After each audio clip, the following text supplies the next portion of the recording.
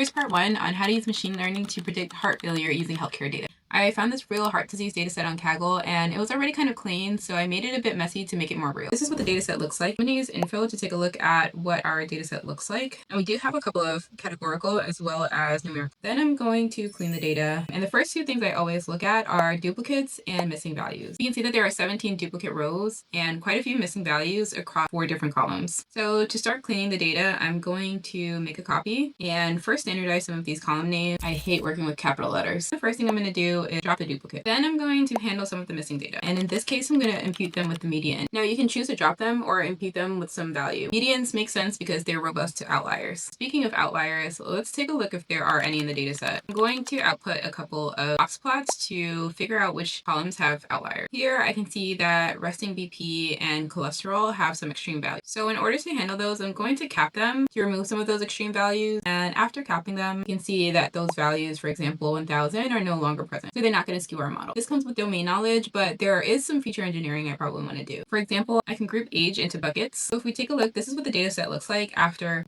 creating some new features. And now we can see that we have about 500 observations with heart disease and about 400 without. So I'm not too worried about balancing our outcome variable. As a sneak peek, if we want to take a look at our outcome variable by one of our independent variables, age. And this distribution makes sense, where the lighter colors here, those with heart disease, are a little bit older than those without heart disease. So stick around for part 2 to start building our model.